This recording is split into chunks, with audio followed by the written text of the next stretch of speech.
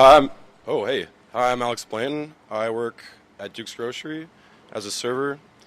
I've been in this industry for 7 years. This is my career. This is a really important issue to me. We need to repeal 77. I'm really happy that we have the support of our council members and the mayor.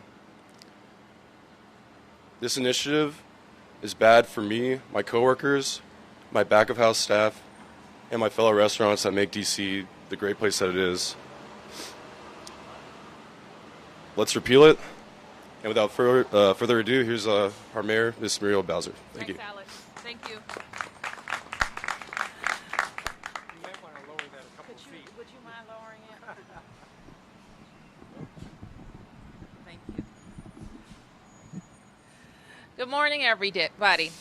I'm pleased to be here today with Council Chairman Phil Mendelson and Ward 2 Councilmember Jack Evans, along with my team from DSLBD and a number of restaurant workers who have joined us this morning.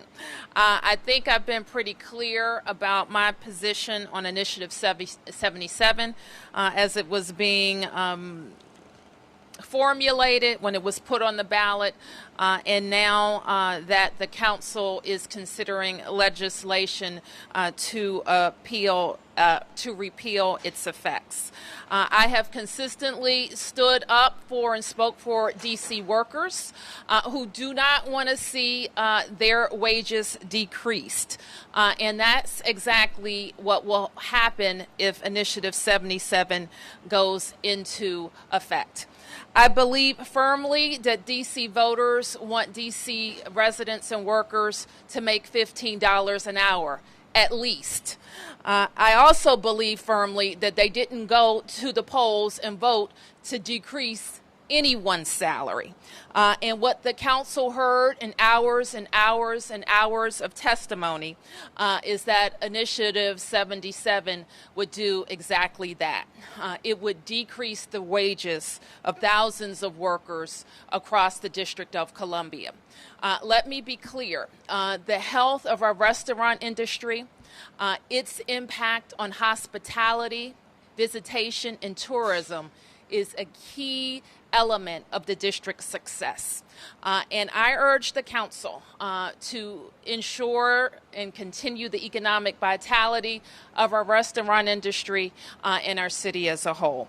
And so I know that the chairman has been very careful and thoughtful about his approach to make sure that we look at every piece of legislation, whether the council passes it or whether it comes through an initiative, to make sure, because that is the council's obligation, that it does no harm to the district and it supports our industries and our city as a whole. Chairman Mendelson. Thank you, Mayor Bowser. Thank you all for being here. The purpose of this is to make it clear that the elected leaders of the city do not support the initiative and do support the measure before the council, which would repeal this. Now, let me make it clear, neither myself or any other council member is gleeful about this proposition of repealing an initiative, particularly when it was just voted on. But we do have a responsibility to ensure that our laws are just and fair and good. And when a law is a bad law, whether it's passed by the council or by the voters or even by Congress, we have a duty, and we have amended or repealed that legislation. Earlier this summer, in July, we repealed a bill that dealing with evictions that we had approved just 2 weeks earlier. So this is our responsibility.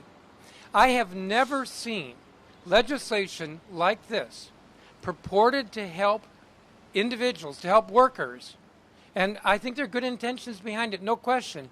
But it's purported to help workers. And what I see over and over are workers who are fearful that this will actually become law and their jobs will be hurt, that their wages will be reduced. I have never seen anything like this. We had a hearing 16 hours. 250 witnesses signed up.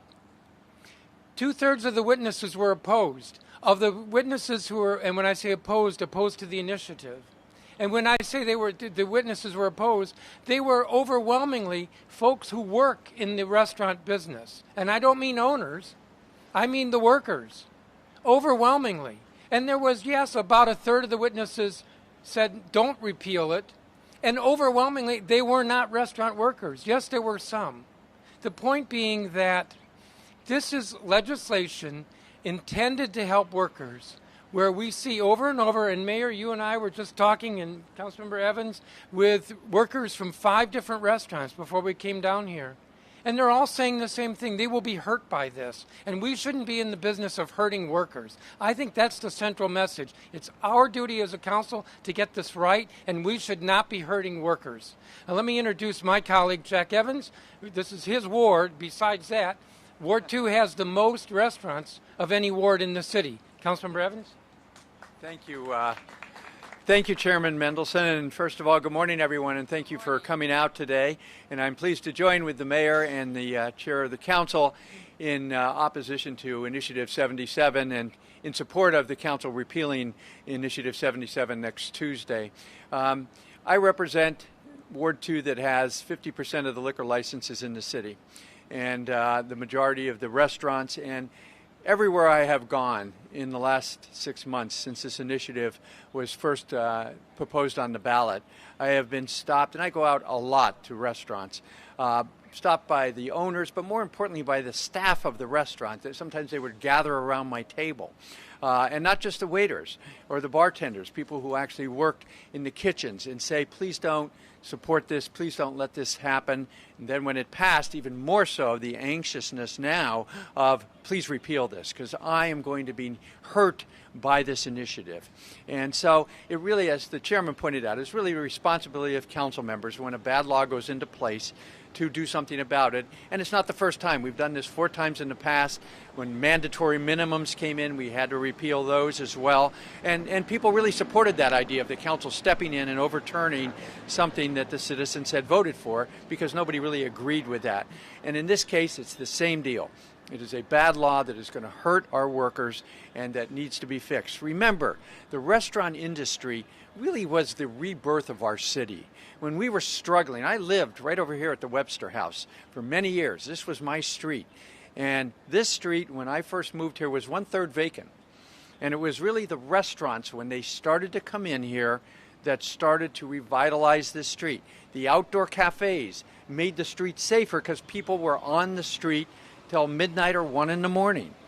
And without the restaurants, I don't know that this would have come back. And then you move east, 14th Street. What was 14th Street known as? Drugs and prostitutes, right? Now we have 84 restaurants on 14th Street. It has become the center of the metropolitan region. The waterfronts, the southwest waterfront, the wharf area, over in the baseball district. Again, it's the restaurants, the hospitality industry that has made the city grow and prosper. We are now known nationwide as one of the destinations for great food and great eating. And we cannot do something that is going to hurt that industry. Life is fragile. Business is fragile. And when the council, citizens, whatever, does something that can affect an industry, we will pay the price. So I hope all of you will join with us in moving forward to repeal Initiative 77. Thank you. I assume any questions? That's where we are? Questions? So Jack, your ward passed, voted yes on 77. Yes. I think, was it 7 of the 8 voted yes? And I can see, if Congress, let's say, overturned one of your laws that considered to be a bad law, you all would be screaming about that. So what about the same How do you thing? reconcile that? Yeah. Yeah, well, you reconcile it because bad law was passed in the District of Columbia, and we as a council have an obligation to step in and fix a bad law. Say the same thing. But, again, go ahead, Phil. Yeah. They weren't elected. Not by us. one resident of the District of Columbia is able to vote for a single member of Congress. Right. That's the difference. I was, over this. in my reelection, in the primary campaign, and I was just on the ballot, I was front and center opposed to the initiative. 63%, I got 63% of the vote. The mayor was clear in opposing the initiative. She got 80% of the vote. Charles Allen was clear in his opposition to the initiative. He got 69% of the vote. Okay. But the voters voted for it, and their vote is ignored. No, they voted for me, and I was against the initiative.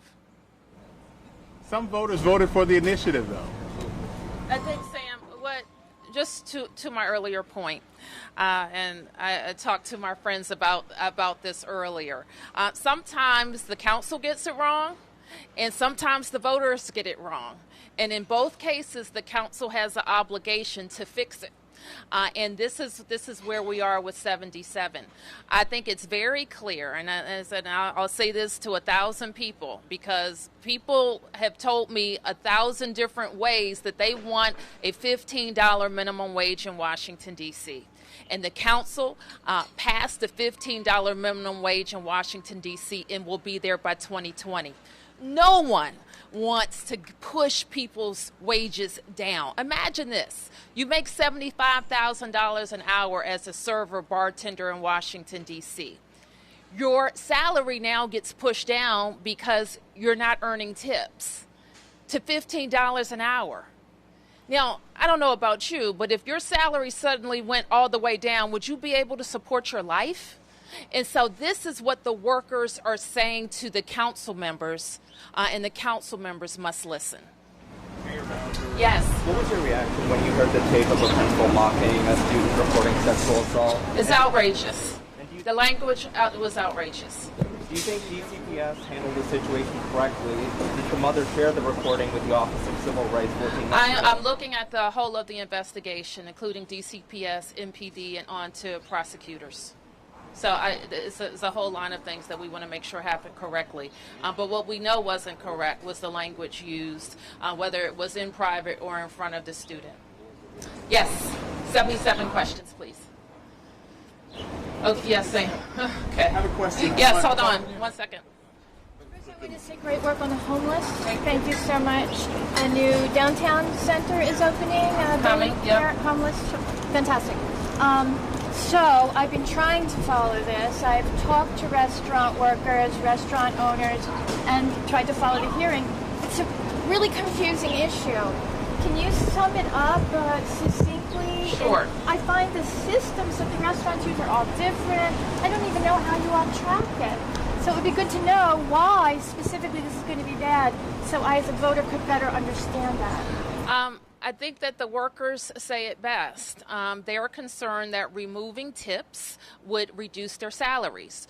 Right now, many people are making $75,000 and up currently. If they lose tips, or they lose most tips, they lose some tips, their salary goes down.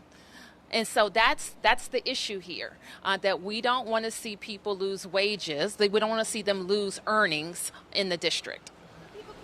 Give tips. The law does not require. They could, or just, well, most, if you get a extra 15 or 18% service charge on your check, most people think, well, that is the tip, right?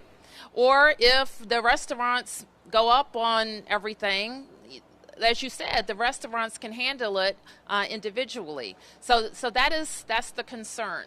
And then, what are we fixing here? Why do we want to risk people losing wages? We don't want people to lose earnings. Yes. Can you just introduce yourself, Sure, please? Laura Hayes, Washington State Paper. May I ask if any of the tip workers that you just met with upstairs, were any of them against the repeal? Against the repeal. Okay. For the repeal, everybody. Okay, thank you. Yeah. Mayor Bowser, have you talked to any low-wage workers about Initiative 77? I talk to people about Initiative 77 all the time. As you know, I'm out in communities just about every day. I just had a primary campaign for mayor where I've been across all 8 wards. And I may be an outlier in the district, but I spend a lot of time in restaurants. Or perhaps I'm not an outlier, but I spend, more than several nights a week dining out, or when I'm at lunch, dining out. And workers talk to me all the time about 77. Now, this, by the way, is not their, we do politics and policy, you cover it.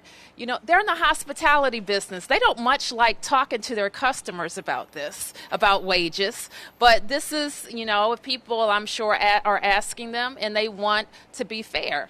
And so people talk to me all the time. And this is not an organically generated issue from the restaurant industry. As far as I can see, it's not generated from the District of Columbia at all. It's another example, in my view, of groups who use our city as a petri dish to get policies passed that maybe this is an issue for another town, and they need it.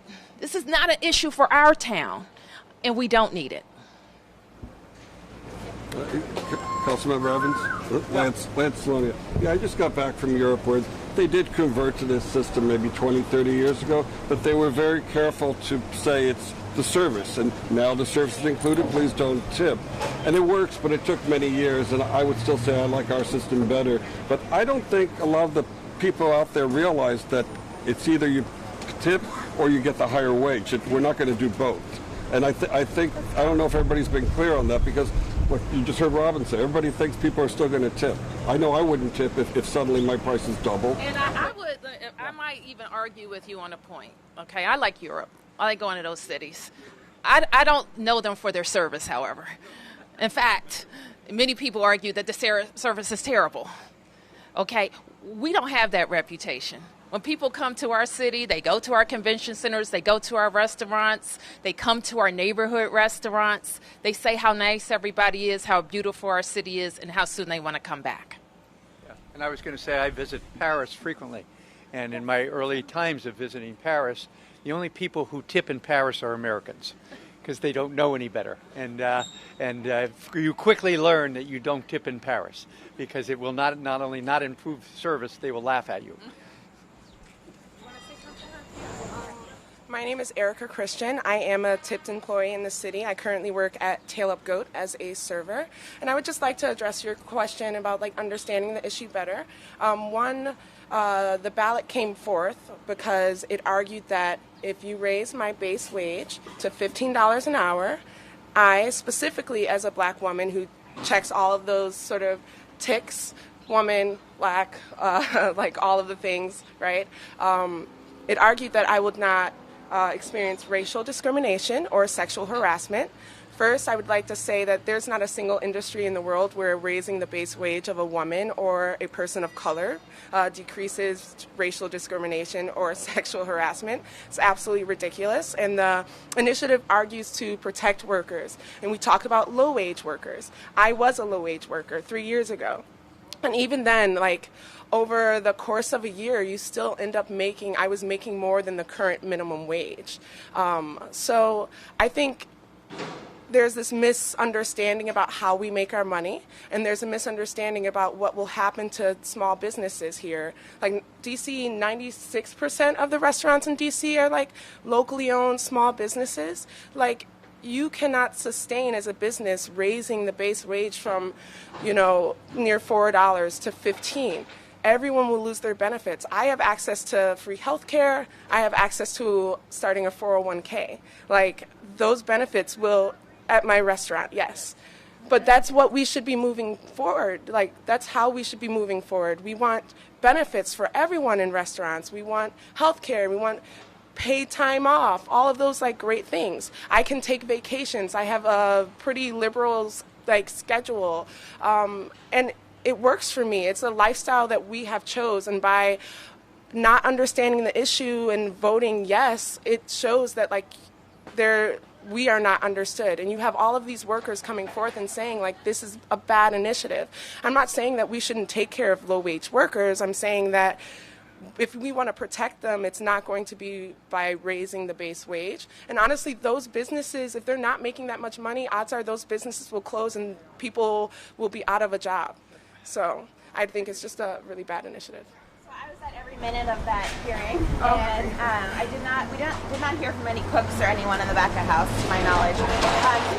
I know you're in the front of house, but can you explain a little bit how Initiative 77 would affect people in the kitchen? So people of the kitchen are, in most places, I'd say almost all restaurants, they don't get tipped out. They get normal wages. So to pay me more would mean pulling that money from somewhere, right? So you're talking about raising menu prices, but you're also talking about lowering benefits. So cooks who do have access to some sort of health care could lose that benefit. dishwashers, even back waiters, if they aren't tipped, like, they will lose their benefits and their pay will decrease. I am fortunate to work in a restaurant where, you know, we stay pretty busy, Michelin star, and I'm pretty lucky. Like, I know that I've hit, you know, pretty much the top tier in terms of like being in a restaurant that takes good care of me. But if we want to bring other restaurants to that level, it's not going to be by shutting them down because they now have to pay other tipped employees a higher base wage. Thank you, everybody. Okay, thank you. All right. Okay.